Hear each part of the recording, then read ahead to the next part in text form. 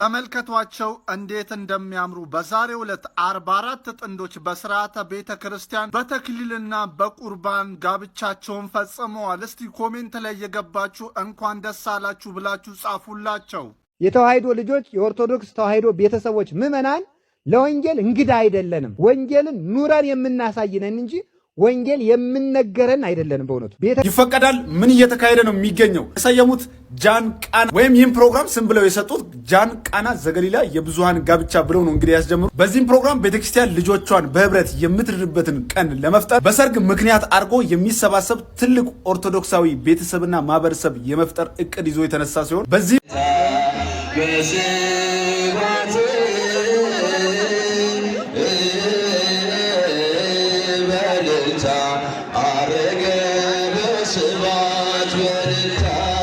በዚህ ሰዓት በተሰማ ሰበር መረጃ ቅዱስ ሲኖዶስ ለቲክቶከሮች እንዲሁም ደግሞ ማህበራዊ ሚዲያ ላይ ሃይማኖታዊ ጉዳዮችን ለሚሰሩ ሰዎች የመጨረሻ ያለውን ማስጠንቀቂያ መስጠቱን ከመግለጫው ላይ ተመልክቻለሁ።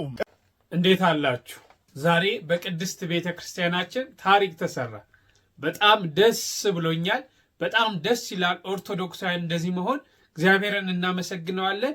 በቅድስት ቤተክርስቲያናችን 44 ጥንዶች በዛሬው ዕለት በአንድ ቀን ተሞሽረዋል። በአንድ ቤተ ክርስቲያን ሳይጠብ ደስ በሚል ስርዓት፣ ደስ በሚል እግዚአብሔርን በሚያስደስተው ስርዓተ ቤተ ክርስቲያን አስቡት። 88 ወጣቶች ማለት ነው። 44 ጥንዶች ዛሬ በቅድስት ቤተ ክርስቲያናችን ሰርጋቸውን ያደረጉበት ነው። እግዚአብሔርን እናመሰግነዋለን። ስለዚህ ነገር በስፋት እንመለከታለን። ሌላው ደግሞ የምንመለከተው እንግዲህ ብፁዓን አበው ሊቃነ ጳጳሳት ቅዱስ ሲኖዶሱ ለቲክቶከሮችና ለሚዲያ ተጠቃሚዎች ጥብቅ መልእክት አስተላልፈዋል። ያ ምን እንደሆነ በስፋት እንመለከታለን። ሃይማኖታቸው ለምን እንደሚክዱ የኛ ሃይማኖት ንጽሕት ቅድስት እንዴት እንደሆነች ደግሞ የምንማማርበት ዕለት ነው። እስከ መርሐ ግብሩ ፍጻሜ አብራችሁን ቆዩ። ለብዙዎች እንዲደርስ ሼር አድርጉት፣ ላይክ አድርጉት። ይህንን ነገር እግዚአብሔር ስላሳካው ትዳራቸውንም እንዲባርክላቸው በኮሜንት ሴክሽን ላይ ትዳራችሁን ይባርክላችሁ እያላችሁ ልጆች ያሏችሁ ለዚህ ማድረግ ያልበቃችሁ ደግሞ እግዚአብሔር እንዲያበቃችሁ ጸልዩ፣ ጻፉ። ለዚህ ማድረግ ደግሞ የበቃችሁ በሥጋው ደሙ እስከ ዘላለም እንድትኖሩ እሱ ይርዳን። እስቲ በመጀመሪያ የኛ ሃይማኖት ምንድናት? ሃይማኖታችን ምንድናት?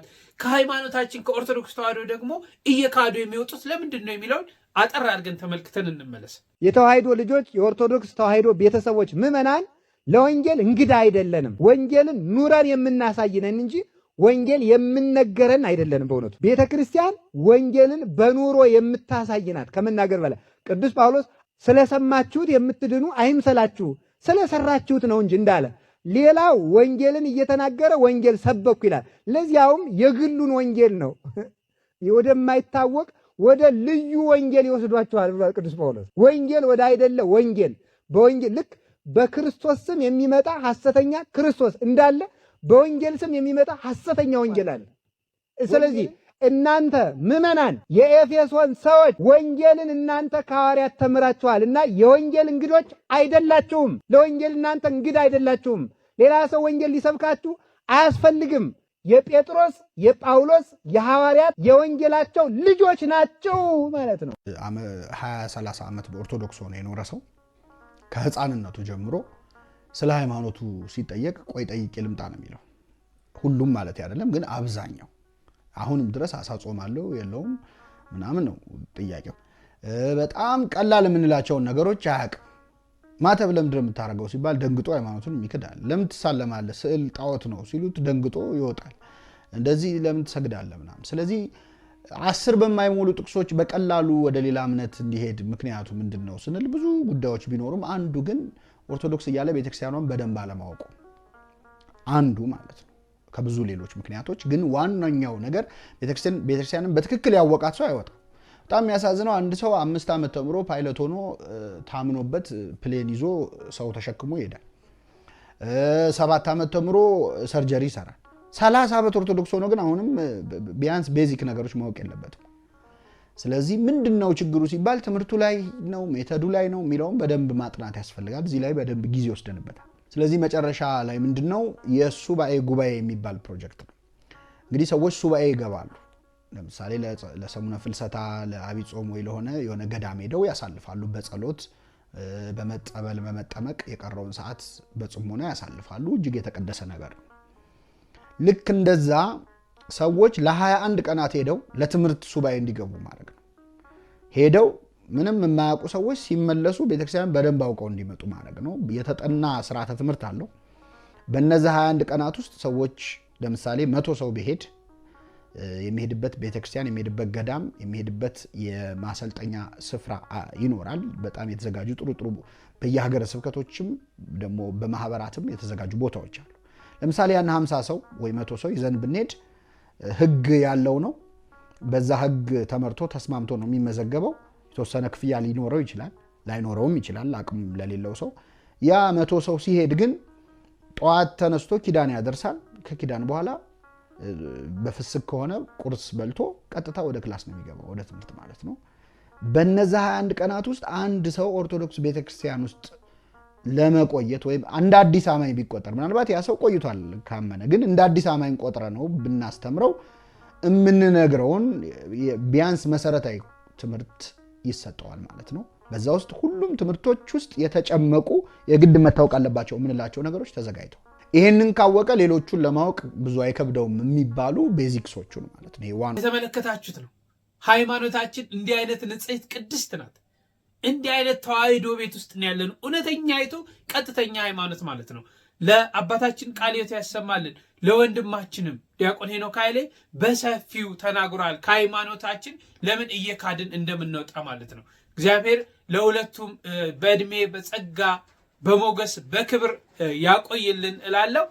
ሌላው ቀጥለን የምንመለከተው ምንድነው ቅዱስ ሲኖዶስ ያስተላለፈው መልእክት የሚለውን ተመልክተን እንመለስ። በዚህ ሰዓት በተሰማ ሰበር መረጃ ቅዱስ ሲኖዶስ ለቲክቶከሮች እንዲሁም ደግሞ ማህበራዊ ሚዲያ ላይ ሃይማኖታዊ ጉዳዮችን ለሚሰሩ ሰዎች የመጨረሻ ያለውን ማስጠንቀቂያ መስጠቱን ከመግለጫው ላይ ተመልክቻለሁ። ቅዱስ ሲኖዶስ ዛሬ ባወጣው መግለጫ ላይ 15ኛ ቁጥር ላይ እንደተገለጸው ከሆነ በሀገር ውስጥና በውጭ ሀገር የሚኖሩ በግልና በቡድን ተደራጅተው ማህበራዊ ሚዲያን በመክፈት ከሃይማኖት ስነ ምግባር በወጣ መልኩ የቤተ ክርስቲያናችንን ልዕልና የቅዱስ ሲኖዶስን ክብር የሚጋፋ የአባቶችን የአገልጋዮችን ተልኮ የሚያደናቅፍ ያልተገባ መሰረት የሌለው መግለጫ የሚያሰራጩ አካላትም እንዲታረሙ ቅዱስ ሲኖዶስ ለአንዴና ለመጨረሻ ጊዜ በጥብቅ ያሳስባል ሲል በዚህ መግለጫ ላይ ተካቷል። ሀሳባችሁን ስጡበት። መልካም ቀን። አዎ ቅዱስ ሲኖዶስ እንግዲህ ሚዲያን በተመለከተ አባቶችን የሚዘልፍ ቅዱስ ሲኖዶስ ሊቃነ ጳጳሳትን ቤተክርስቲያንን ሁሉ የሚዘልፍ በማይመለከተው እየገባ ባልተሰጠው ስልጣን እየገባ ቤተክርስቲያንን የሚዘልፉ አካላቶች በራሳቸው መግለጫ የሚያወጣውን አካላቶች ነው ያስጠነቀቀው። እንግዲህ ይህ የቤተክርስቲያንን ክብር ከመጠበቅ አንጻር ነውና ይህንን የሚያደርጉ አካላቶች መቆጠብ አለባቸው። ከዚህ ሐሰተኛ መረጃንም የሚያሰራጩ አካላቶች ከዚህ መቆጠብ አለባቸው። ቤተክርስቲያን እንዲያለች ክብሯን ታስጠብቃለች ማለት ነው። ልዕልናዋን ማስጠበቅ አለባት። እሺ ቀጥለን ዛሬ እንግዲህ የምንመለከተው እንዳልኳችሁ በመግቢያ የነዚህን የ44ቱን ሙሽሮች ታሪክ ነው የምናየው። ይህን ከማየታችን በፊት ግን ጋብቻ ምን ማለት ነው? ጋብቻ ላይ የአብርሃምና የሳራ ይሁን ብለን ስንመርቅ ይህ ማለት ምን ማለት ነው የሚለውን አጠር አድርገን ቅድሚያ እንመልከት እስቲ። የሰው ልጅ በህይወት ዘመኑ ሰዎች በሱ ምክንያት 3 ጊዜ ይሰበሰባሉ ይባላል። ስንት ጊዜ? 3 ጊዜ። የመጀመሪያው መቼ ነው? ሰዎች በእኛ ምክንያት የሚሰበሰቡበት ቀን የላችሁ ምን? መቼ ነው ሰው በእኛ ምክንያት የሚሰበሰበው? ስንወለድ እናታችንን እንኳን ማርያም ማረችሽ ለማለት የመጨረሻውስ አያድርገውና የመጨረሻው መቼ ነው? አይቀርልንም መቼ ሳል አው ቀባሪ ደግሞ የሚሰበሰብበት ቀን አለ። መሀለኛው ደግሞ የጋብቻ ቀን። በእርግጥ ዝም ብሎ የሚደግስ ሰው ለዚህ ምሳሌ አይሆንም። ግን እንደው የማይቀሩ 3 ቀናት በህይወት ዘመን ውስጥ እነዚህ ቀናት ናቸው። የልደት ቀን፣ የሞት ቀንና የሰርግ ቀን። ከ3ቱ መካከል እኛ እያየን እኛን ብለው የመጡትን ሰዎች ደስታችንን እየተጋራን እየተካፈልን ልናከብረው የምንችለው ቀን የምን ቀን ነው? የሰርግ ቀን ነው። እና ለዚህ ቀን ያደረሳቸው አምላክ ስሙ የተመሰገነ ይሁን። ለዚህ ያበቃቸው ማን ነው?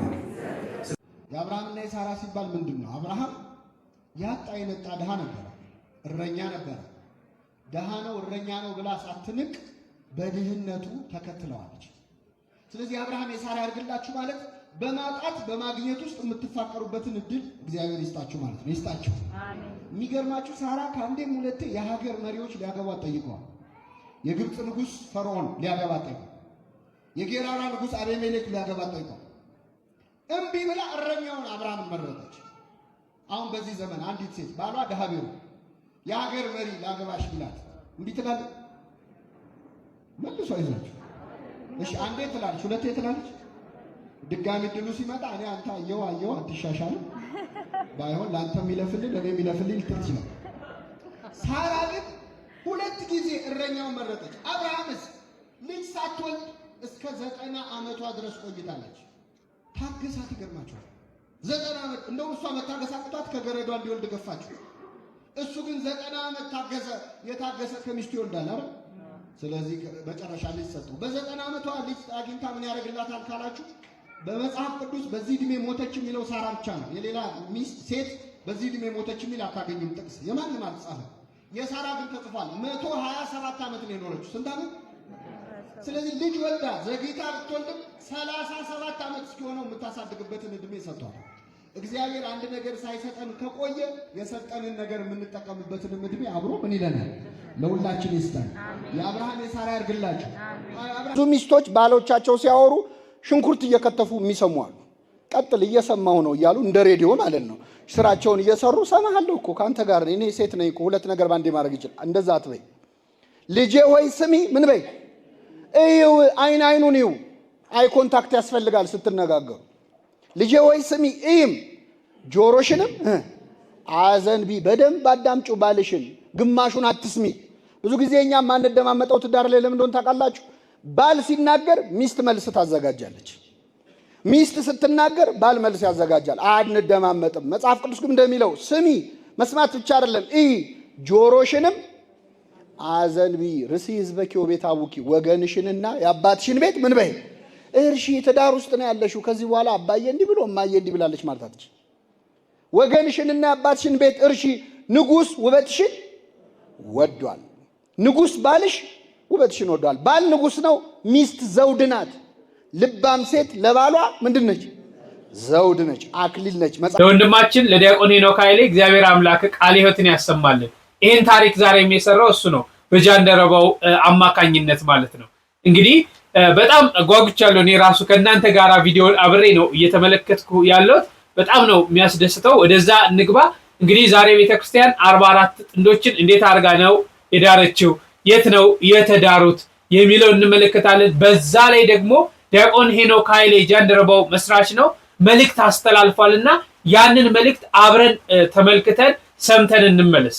44 ጥንዶች በስርዓተ ቤተክርስቲያን በአንድ ቀን ጋብቻቸው መፈጸማቸው ተሰምቷል። በኢትዮጵያ ጃንደረባ ትውልድ ጃን ቃና ዘገሊላ በሚል የቅድመ ጋብቻ ትምህርት የወሰዱ 44 ጥንዶች ግንቦት 21 ማለትም ዛሬም በቶታል ደብረ ገነት ቅድስት ሥላሴ ካቴድራል ቤተክርስቲያን መሞሸራቸው ተሰምቷል። እንኳን ደስ ያላችሁ፣ መልካም የትዳር ዘመን ይሁንላችሁ። ለተጨማሪ መረጃዎች የፕላስ ምልክቷ በመንካት ፎሎ ይፈቀዳል። ምን እየተካሄደ ነው የሚገኘው? የሰየሙት ጃን ቃና ወይም ይህን ፕሮግራም ስም ብለው የሰጡት ጃን ቃና ዘገሊላ የብዙሃን ጋብቻ ብለው ነው እንግዲህ ያስጀምሩ። በዚህም ፕሮግራም ቤተክርስቲያን ልጆቿን በህብረት የምትድርበትን ቀን ለመፍጠር በሰርግ ምክንያት አድርጎ የሚሰባሰብ ትልቅ ኦርቶዶክሳዊ ቤተሰብና ማህበረሰብ የመፍጠር እቅድ ይዞ የተነሳ ሲሆን በዚህም በኢትዮጵያ ጃንደረባ ትውልድ የሚመራው የጃን ቃና ዘገሊላ የብዙሃን ጋብቻ ፕሮጀክት በጥር 28 ቀን 2015 ዓ.ም በታሪክ የመጀመሪያ የሆነው የብዙሃን ጋብቻ መርሃ ግብር በቤተ ክርስቲያን 23 ጥንዶችን በማጋባት ወይም በመዳር ተጀምሯል። አትደንግጡ፣ ኦርቶዶክሳዊ ወጣት እንደ ምድር አሸዋ እየበዛ ይመጣል። ይህ ፕሮጀክት አሁን ለአራተኛ ዙር ያዘጋጃቸውን ቅድመ ጋብቻ የተማሩ 350 ወጣቶችን ዛሬ ግንቦት 21 ቀን 2017 ዓ.ም በስርዓተ ቤተ ክርስቲያን ጋብቻቸውን ያደረጉት እነዚህ 44ቱ ጥንዶች ለአንድ ወር ትምህርት የተሰጣቸው ሲሆን ለአራተኛ ዙር የቅድመ ጋብቻ ትምህርት ከወሰዱት 350 ወጣቶች ውስጥ እንግዲህ እነዚህ 44ቱ ጥንዶች አሁን ዛሬ ጋብቻቸውን አድርገዋል። ዛሬ ሰርጋቸውን ያደርጉት እነዚህ 44 ጥንዶች ቶታል ደብረገነት ቅድስት ሥላሴ ካቴድራል ቤተክርስቲያን ጽዋን አበው ሊቃነ ጳጳሳት በተገኙበት በደማቅ ስነ ስርዓት ዛሬ ሰርጋቸውን አካሂደዋል። ሌላ አስደሳች ነገሩ ደግሞ በቀጣይ ዓመት ከስርዓተ ቤተክርስቲያን ውጪ ጋብቻቸውን ለፈጸሙ ሰዎች ወይም ደግሞ ምዕመናን ቃል ኪዳናቸውን የሚያድሱበት በጋራ በመሆን ስጋውና ደሙን የሚቀበሉበት ልዩ መርሃ ግብር ሊያከብር በቀጣይ ዓመት ስለሚዘጋጅ ከዚህ ትልቅ በረከት ለመሳተፍ እንግዲህ ተዘጋጁ፣ ተመዝገቡ። እንዲሁ ደግሞ የኢትዮጵያ ጃንደረባ ትውልድ አባል ሁኑ። አትደንግጡ። ኦርቶዶክሳዊ ወጣት እንደ ምድር አሸዋ እየበዛ ይመጣል። ኦርቶዶክስ ለዘላለም ጸንታ ትኑር። ሊቀ ጳጳስ እና የቅዱስ ሲኖዶስ ዋና ጸሐፊ በመንበረ ፓትርያርክ የማህበራት ማደራጃ መምሪያ ሊቀ ጳጳስ ብፁዕ አባታችን አቡነ ናትናኤል የኢየሩሳሌም ሀገረ ስብከት ሊቀ ጳጳስ፣ ብፁዕ አባታችን አቡነ ዮሴፍ የሲዳማ ሀገረ ስብከት ሊቀ ጳጳስ የቅዱስ ሲኖዶስ አባል፣ ክቡር አባታችን የዚህ ታላቅ ካቴድራል አስተዳዳሪ፣ ክቡራን ሙሽሮች፣ ሁላችሁም ምዕመናት በእግዚአብሔር ሰላምታ እንደምናደራችሁ አሜን። በምህረት በቸርነቱ እስከዚህ ሰዓት ያቆየን የአባቶቻችን አምላክ ልዑለ ባሕርይ እግዚአብሔር ስሙ የተመሰገነ ይሁን። እንኳን ለብርሃነ ዕርገቱ በሰላም አደረሳችሁ። እንግዲህ እኔ እዚህ የቆምኩት ጥቂት መልእክቶችን ለማስተላለፍ ነው።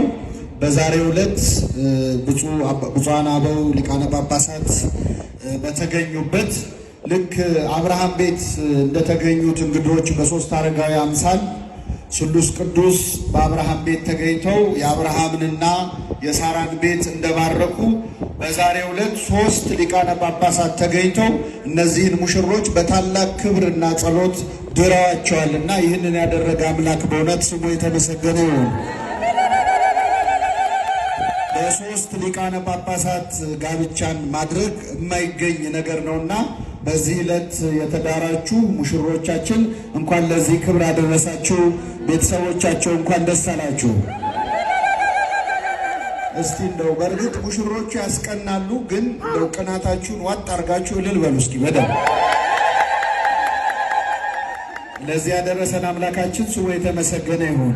እንግዲህ በዛሬው ዕለት 88 ወጣቶች ናቸው ጋብቻቸውን የፈጸሙት። 44 ሙሽሮች በአንድ ቀን የተዳሩበት ዕለት ነው። በእውነት ይህንን ያሳየን አምላክ ስሙ የተመሰገነ ይሁን። እንግዲህ የኢትዮጵያዊው ጃንደረባ በሐዋርያት ሥራ ምዕራፍ 8 ቁጥር 26 ላይ ታሪኩ የተጻፈለት የመጀመሪያው ኢትዮጵያዊ ክርስቲያን የመጀመሪያው ተጠማቂ የአፍሪካ ሐዋርያ ቅዱስ ባኮስ ነው። በዚህ ታላቅ ሐዋርያ ስም የተሰየመው የኢትዮጵያዊው ጃንደረባ ትውልድ ቃና ዘገሊላ በሚባል በውስጡ ባለ አንድ ክፍል አማካኝነት የዛሬ 2 ዓመት 21 ሙሽሮች በአንድ ቀን ተድረው ነበረ። ዛሬ ደግሞ 44 ሙሽሮችን በአንድ ቀን ጋብቻቸውን በስርዓተ ቤተ ክርስቲያን በምስጢረ ተክሊል በምስጢረ ቁርባን እንዲፈጽሙ አድርጓል ማለት ነው። እንግዲህ ስሙ ጃንደረባው የሚለው ስያሜ ትንሽ አባቶቻችን እንደሚያውቁት አሻሚ ትርጉም አለው። ግን ጃንደረባው ጃንደረባ እንዳልሆነ አሳይቷል። 88 ሙሽራ በመደርደር ማለት ነው። እና ትክክለኛ ትርጉሙ ዛሬ የታየበት ነው። እነዚህን ሙሽሮች ፍጻሜያቸውን ያሳምርልን። እንግዲህ እግዚአብሔር ቢፈቅድ በዛሬው ዕለት 88 ወይም 44 ሙሽሮችን በቤተ ክርስቲያን አማካኝነት ተድረዋል። ጋብቻቸውን በምስጢረ ተክሊል በምስጢረ ቁርባን ፈጽመዋል። እግዚአብሔር ቢፈቅድ በየዓመቱ ከዚህ እጥፍ እየሆነ በጣም ብዙ ወጣቶች ጋብቻቸውን በስርዓተ ቤተ ክርስቲያን እንድትፈጽሙ፣ እዚህ ያላችሁ ያላገባችሁ፣ ሰው የደስታውን ቀን ማሳለፍ ያለበት በየት ነው? በቤተ ክርስቲያን ነው። ስንታመም ወደ ቤተ ክርስቲያን እንመጣለን ጠበል ለመጠመቅ፣ ስንሞት ፍታት እንዲፈታልን እንድንቀበር እንመጣለን። በችግራችን ጊዜ የምንመጣበትን አምላክ በደስታችን ቀን ወደ አንተ አንመጣም ልንለው አንችልም። ስለዚህ የመጨረሻውን የደስታ ቀን መባረክ ያለበት መቀደስ ያለበት እግዚአብሔር ነው። ይህንን አክብረው ነው ወንድሞቻችን እህቶቻችን ለአንድ ወር ያህል የጋብቻ ትምህርት ሲማሩ ስለ ምስጢረ ቁርባን፣ ስለ ልጅ አስተዳደግ ሕይወታቸው እንዴት መምራት እንዳለባቸው ሲማሩ ከከረሙ በኋላ በዛሬው ዕለት እንግዲህ ለዚህ ክብር በቅተዋል። እግዚአብሔር ፍጻሜያቸውን ያሳምርልን።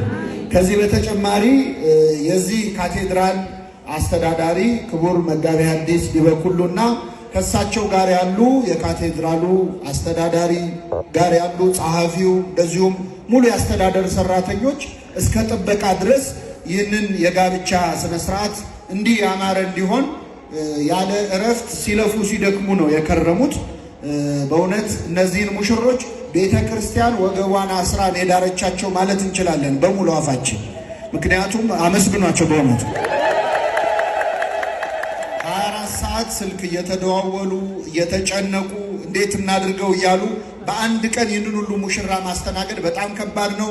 ሊቃውንቱ በዝማሪያቸው፣ ካህናቱ በቅዳሴው ከፊርማው ስርዓት ጀምሮ እስካሁን ድረስ ያለውን ስርዓት ባማረ ሁኔታ እንዲሆን በእውነት ይህ እጅግ በጣም ያማረ ህንፃ ቤተክርስቲያን ያለው ካቴድራል ውስጡም ማስተዳደሩም እንዴት ያማረ እንደሆነ በዚህች ባጭር ጊዜ አይተናልና እስቲ ሁላችሁም እንደው ከፍ አድርጋችሁ የዚህን ደብር አስተዳደር አመስግኑ። በአንደበት ብቻ አይደለም። ከኢትዮጵያዊ ጃንደረባ ትውልድ ማህበር ሰብሳቢዎች እዚህ ስጦታ ይዘው መጥተዋል። ለክቡር አባታችን ለዚህ ካቴድራል አስተዳዳሪ የማህበሩ ሰብሳቢ እህታችን ወደዚህ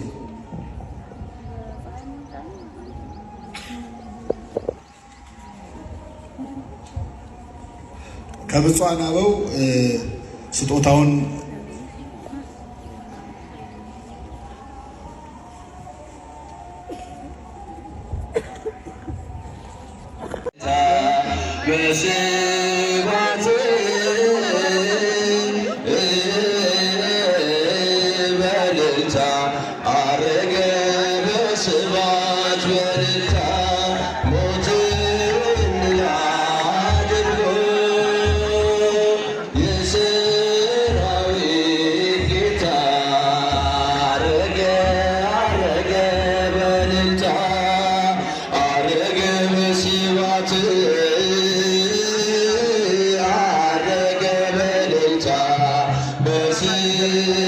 በእውነት ቤተክርስቲያን እውነት ነው ወገቧን አስራን የዳረቻቸው ወገቧን አስራን የዳረቻቸው ሶስት ብፁዓን አበው ሊቃነ ጳጳሳት በዚህ ጋብቻ ላይ ተገኝተዋል። ብፁዕ አቡነ ዲዮስቆሮስ የቅዱስ ሲኖዶስ ዋና ጸሐፊ የሆኑት፣ ብፁዕ አቡነ ዮሴፍ የሐዋሳ ሀገረ ስብከት፣ ብፁዕ አቡነ ናትናኤል ደግሞ የኢየሩሳሌም ሀገረ ስብከት ሊቀ ጳጳስ በዚህ ሰርግ ላይ ተገኝተዋል።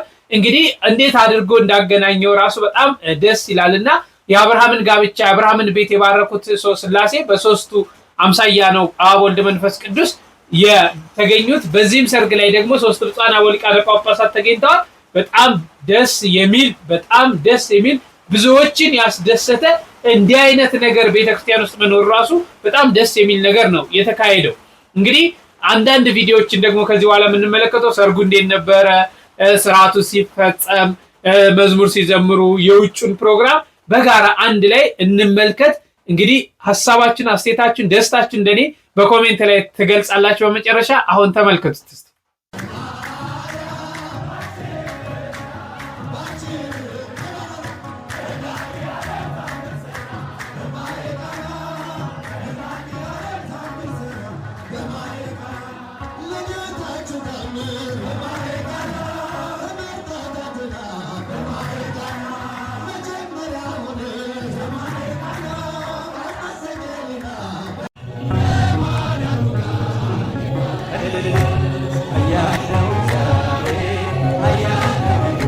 ምስጋና ይገባል ለኃያሉ እግዚአብሔር። ልጆቻችሁን አጨብጭቡበት።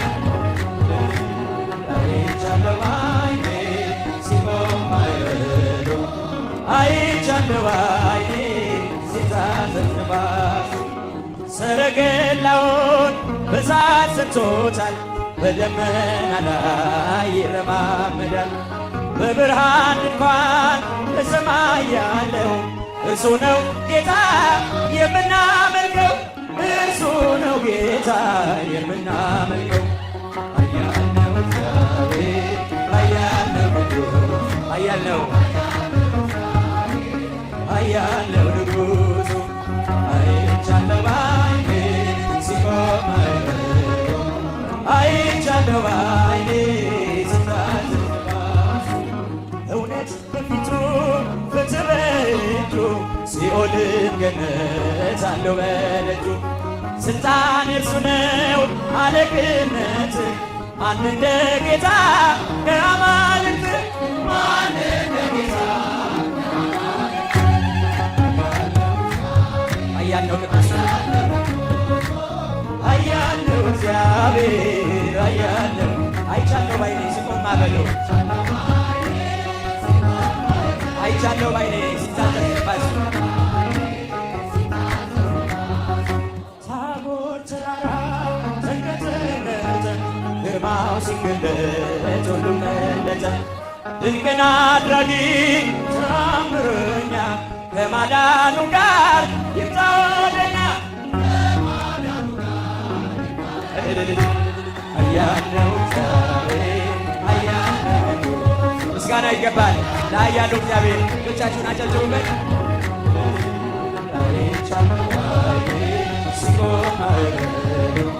አይቻለው ሰፈሩ አዟል እሱ እሳት ተፈትሎ ሆኗል ቀሚሱ የክብር ብርሃን ይብራ በልቤ አንተነህ ለኔ ውድ ገንዘቤ ውድ ገንዘቤ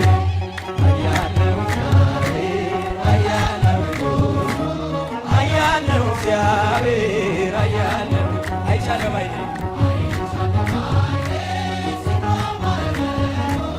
አይቻለው ባይኔ ምድር ሰፈሩ ታዟል እርሱ እሳት ተፈትሎ ሆኗል ቀሚሱ የክብርህ ብርሃን ይብራ በልቤ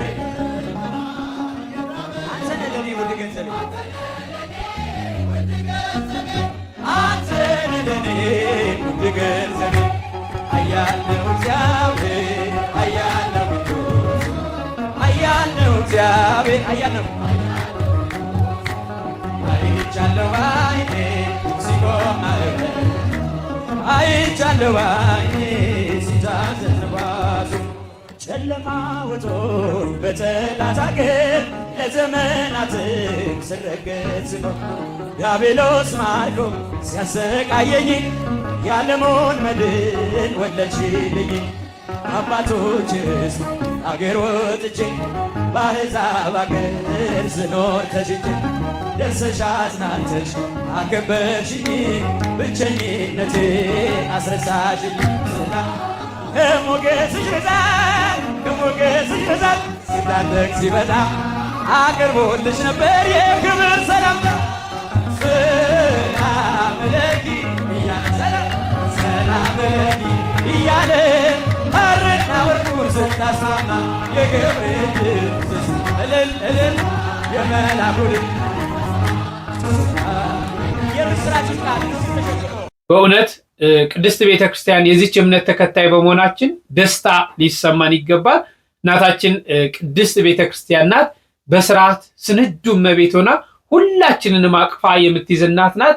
ዛሬ ለተጋቡት ለጥንዶቹም የአብርሃምና የሳራ ጋብቻ ያወርግላቸው። እንግዲህ በልጅ ፍሬ እንዲባርካቸው የእሱ ቅዱስ ፈቃድ ይሁንልን። የሚወልዷቸው ልጆች ደግሞ ለሀገር፣ ለቤተክርስቲያን፣ ለወገን የሚጠቅሙ ይሁኑ።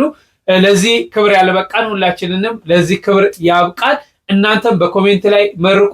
የዚህች እምነት ተከታይ ስለሆናችሁ እግዚአብሔርን በእውነት አመስግኑት። በሌሎች መረጃዎች እስክንገናኝ ድረስ እጅግ አድርጌ አመሰግናለሁ። ቸርን ሰንብት።